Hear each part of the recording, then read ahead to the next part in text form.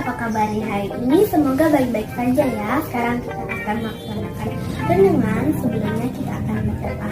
Teman-teman, mari kita berdoa. Tuhan Yesus, sekarang kami akan melaksanakan renungan.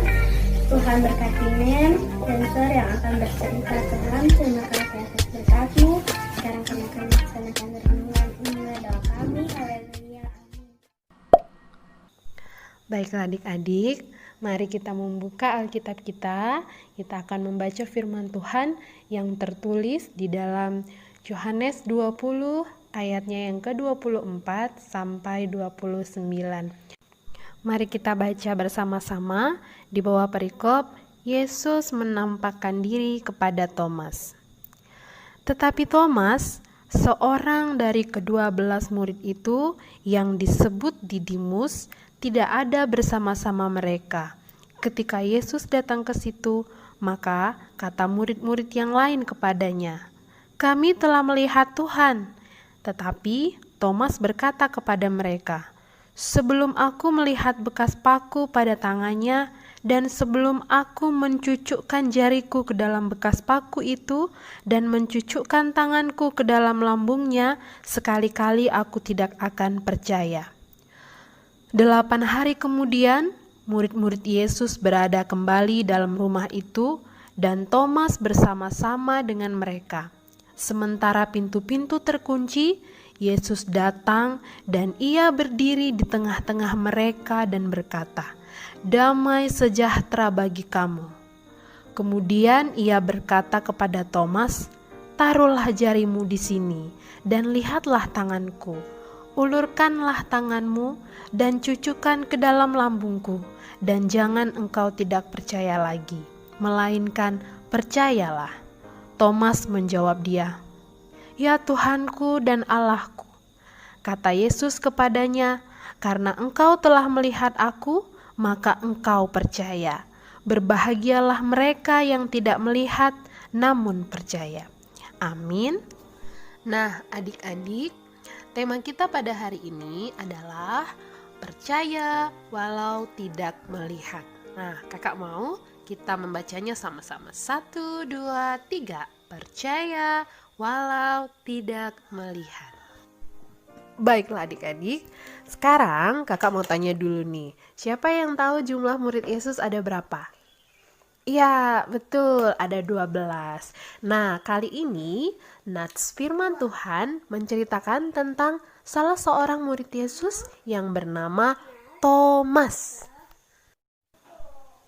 Nah, adik-adik masih ingat kan?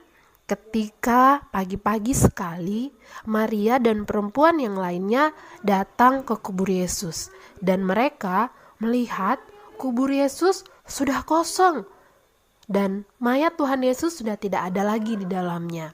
Lalu malaikat menyampaikan kepada mereka bahwa Yesus sudah bangkit, Yesus hidup. Kemudian Maria dan perempuan yang lainnya menyampaikan berita itu kepada murid-murid Tuhan Yesus. Semua murid-murid Tuhan Yesus merasa terkejut dan tidak percaya. Bayangkan, mana mungkin orang yang meninggal bisa hidup kembali. Di saat seperti itulah Tuhan Yesus lagi-lagi menunjukkan kekuasaannya.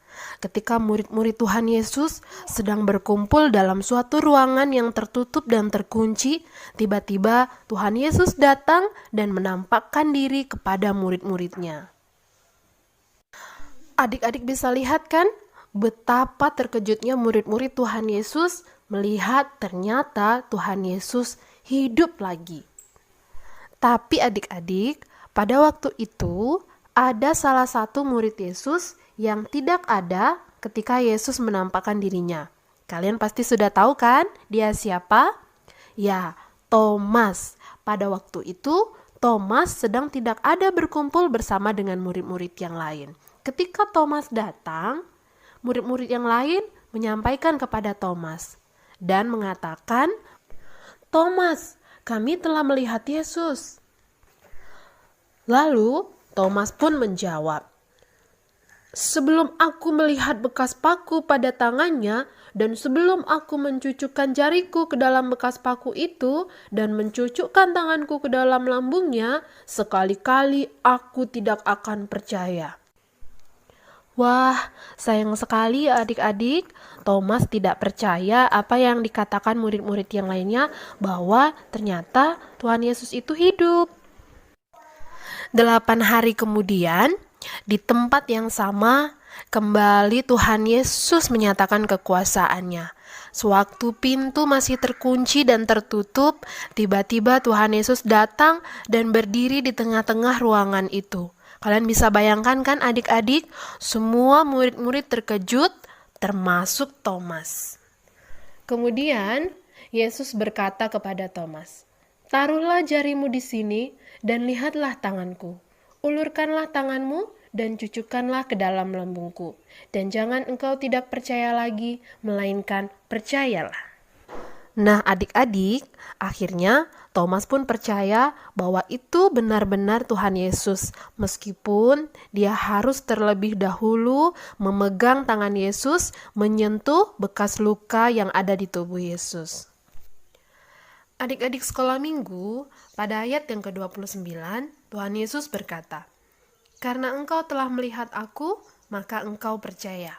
Berbahagialah mereka yang tidak melihat, namun percaya." Nah adik-adik, pada ayat yang terakhir tertulis, "Berbahagialah mereka yang tidak melihat, namun percaya."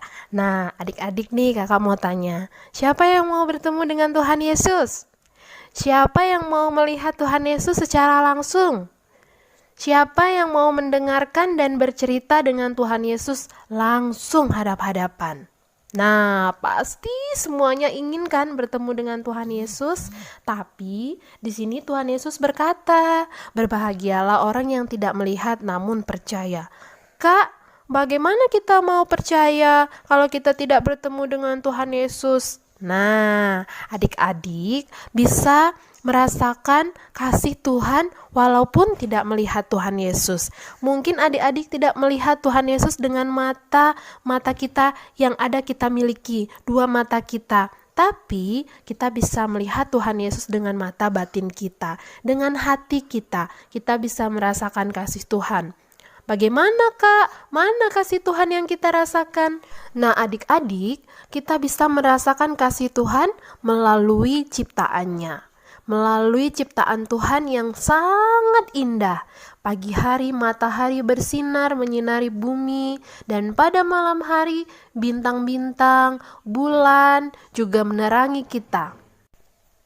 Adik-adik juga bisa merasakan kasih Tuhan melalui orang tua masing-masing. Kedua orang tua kita sangat menyayangi kita. Sejak kita masih bayi, sejak kita masih kecil sampai dewasa. Orang tua kita, bapak mama kita, menjaga kita dan memberikan apa yang kita butuhkan. Mengajari kita belajar, mengajak kita bermain. Bahkan ada orang tua kita yang harus bekerja siang dan malam untuk mencukupi kebutuhan adik-adik semua. Nah, adik-adik sekolah minggu yang kakak sayangi, walaupun kita tidak bisa melihat Tuhan Yesus secara langsung, kita harus tetap percaya. Karena apa? Karena kita bisa merasakan kasih Tuhan yang luar biasa, kita bisa merasakan kasih Tuhan yang sangat besar kepada kita anak-anaknya melalui ciptaan Tuhan dan melalui orang-orang yang ada di sekitar kita.